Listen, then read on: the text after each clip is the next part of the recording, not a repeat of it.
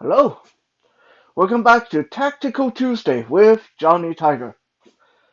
The date is October 13, 2020. Very special day. It's my girlfriend, my beautiful, sexy, intelligent girlfriend's birthday. So, if you can, please leave a happy birthday in the comments. Uh, it's definitely a very good day. It's too bad that we are not able to spend her birthday together due to the pandemic, but at least we're still able to spend time on the phone with each other. Now, one thing that some of you know about me and some of you don't is aside from an action figure geek, a martial art trainer, a fitness buff, and knife and guns and weapons enthusiast, I am also somewhat of a video game geek. Now, I have not been able to sit down and get into any video game for quite a while now. The last time I touched my PlayStation, and yes, I still have my PlayStation Portable and PlayStation 1. That's a real antique. The last time I touched my PlayStation was over a year, almost 2 years ago. Heck, I should probably plug that thing in sometime to see if it still runs. But one thing that always give me that enthusiasm for a video game, especially when I was a teenager, was how closely I could relate to the characters and their fighting when it came to my martial art. So a lot of people ask me, well, if you can't see the graphic, if you can't see the design, how come you say you like Tekken better than Street Fighter? How come you like Tekken better than Mortal Kombat? Well, it's a very simple but very a generic reason. I like the Tekken video game because the moves they do are somewhat realistic. There are moves that I myself do sometimes. Not all of them. There's some moves in there that are just ridiculous, but people are not throwing fireballs at each other left, right, and center. People are not breaking each other's neck and pulling out each other's spine or gouging out each other's kidney. Something crazy like that. In Tekken, you see a lot of moves that even if you yourself not able to perform them, you can easily see some of the top martial artists can perform them. So, as a martial artist myself, I have always been able to relate to Tekken a lot better than any other fighting video game. Now, some people are saying, isn't this Tactical Tuesday? How come we're talking about video game?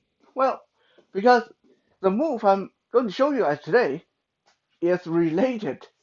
You see, one of the things that always make me kind of interested to pay attention to in the video games is when some sighted friends or some people, nowadays I can go on Google to look things up.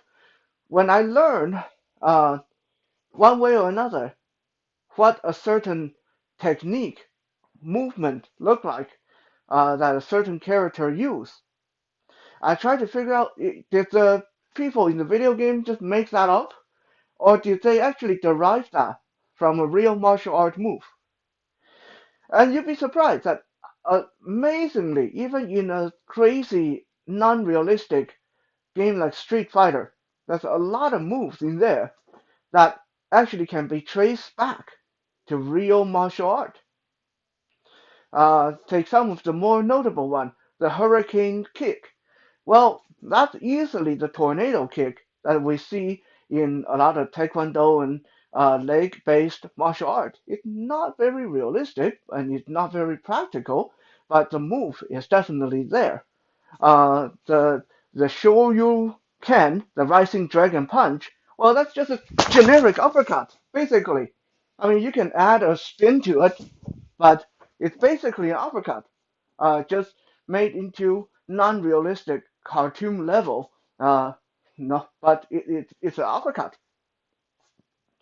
Even the Hadouken, the uh, the fireball move, that is actually taken from a move taught in a lot of karate, in a lot of, especially in my background as a Shorin Ryu karate. We have move that bring your palm down to your waist as you move into a horse stance, and then you move forward, and your palm come out and hit your opponent with both palm like that. Now, we don't throw fireball, obviously, but the idea of throwing it from your waist just gives you a lot more torque, a lot more power when you hit it, when you hit your opponent with this both hand attack.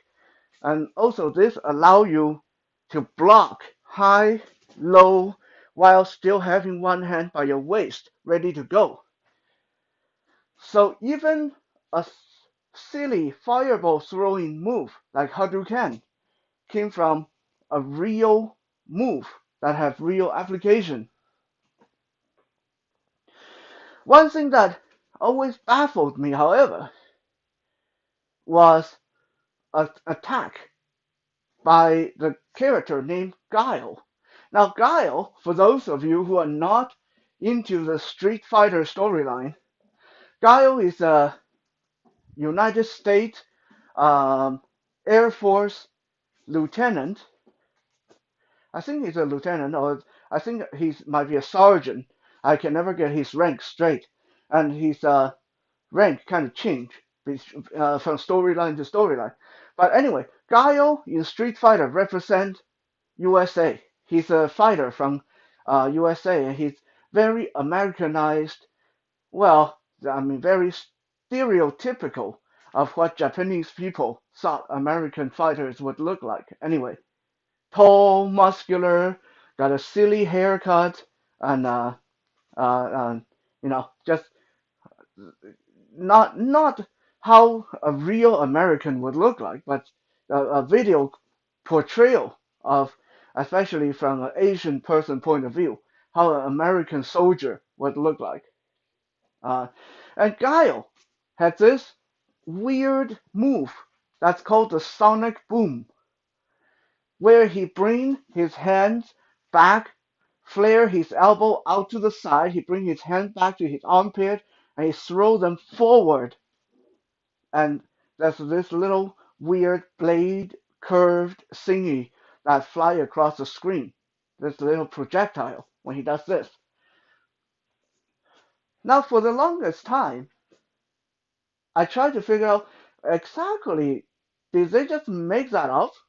Or is there a real martial art move that look like that?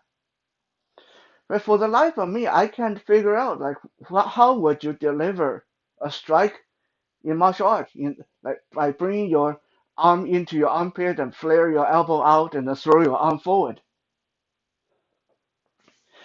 Well, I'm happy to report that as of last week, I finally found the answer. There is a martial art move that look amazingly like the sonic boom attack. No, we don't throw projectile. We don't throw blade, light, bendy blade thingy flying across the room. But after tonight, I hope that you guys can agree with me that this is probably what they had in mind. I'm going to show you guys the chicken wing attack. Well, that's what I call it anyway. I think there's probably a more dignified name for this. The chicken wing attack, or let's call it the sonic boom attack, just to honor Street Fighter and Sergeant Guile. Um, we are striking with our forearm, not our elbow, not our fist, not our wrist, but the meaty part of our forearm. Now, I've done a lot of forearm strike. In fact, I am very big proponent of forearm strike. But whenever I do forearm strike, I swing my arm out to the side and bring it around like a baseball bat. Boom, boom, like that. A lot of torque, a lot of whipping power. The chicken wing attack, however, looks completely different, and yet it delivers just as much power. To start this, imagine you're on a dance floor or you're somewhere really, really crowded. Someone is menacing you and you don't have a lot of room. There's people all around you pressing you in, or there's not a lot of space. Let's say maybe you're in a phone booth and someone got you cornered in there. You don't have room to swing your arm wide. You don't have room to work your big punches. You don't even have room to throw in your short punches. Okay, they're almost chest to chest with you. You don't have room to throw your short punches. Well, most people don't. I can still get that done, but you know, it's always good to have more tools in your arsenal. This is when you want to know the chicken wing attack or the sonic boom. We start by putting our hand into a fist. Okay, this is very important. You want to do this with your hand fisted. Reason being, if you have your hand open and loose, you're going to whiplash and hurt your own wrist. Okay, make sure you make a fist and put a little bit of tension in your fist, even though we're not hitting with our fist. Bring your fist to the bottom of your rib cage and flare your elbow out. Okay, like this Mr. Universe weightlifter pose.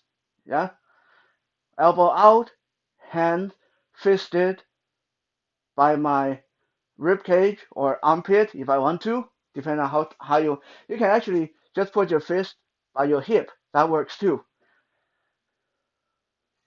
Now, before we hit anything, imagine there's an itch on your shoulder blade right in the middle of your shoulder, between your shoulder blades, right in the middle, high up on your back. Imagine you're wearing a thick winter jacket, okay? Thick winter jacket. You're standing at the bus stop. This happens to me all the time. And your shoulder blades start itching, and you just can't reach it because you're wearing a lot of clothes. What do? Well, if you're like me, you start squirming. You start rotating your shoulder in little circles, hoping that your clothes will rub against the right spot and scratch the itch. So put your fist against your rib cage, flare your elbow out, and pretend you got an itch on your back and draw little circles with your elbow, moving your entire shoulder blade, moving your entire arm and shoulder.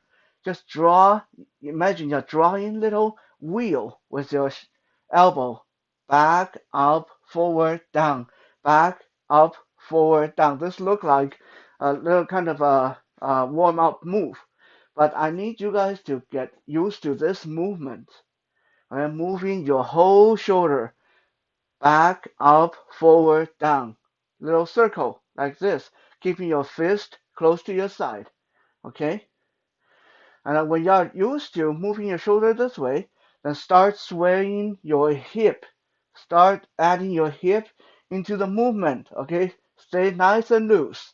Adding your hip, drawing that circle not only from your shoulder, but actually using your hip. Okay, once you're ready to do that, we are ready for our chicken wing strike or our sonic boom. Very simple. Someone is this close to me, menacing me, getting in my face. I don't have room to pull my hand up to throw a punch. No problem. I just flare out my elbow, put my fist against my own ribcage, and I draw my circle. Boom! Right into their rib. My forearm right into their rib. My forearm right into their rib. Okay? If I want to do this high, I can as well.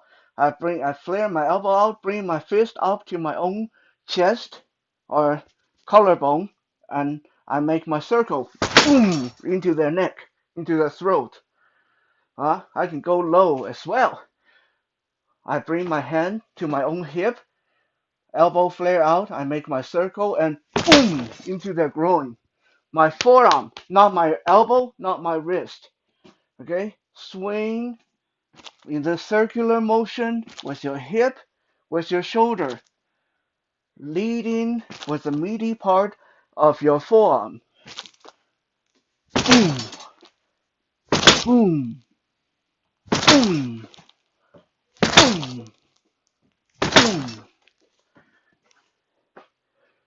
Right there, we got a perfect sonic boom attack.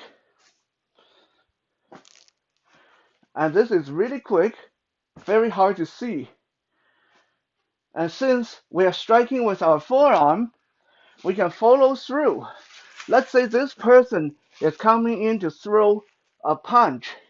If I deflect it with my left hand, I step in close, throw my chicken wing into his ribcage. Boom! My hand is already here, up and ready to grab his elbow to pull him around, or I can step behind him.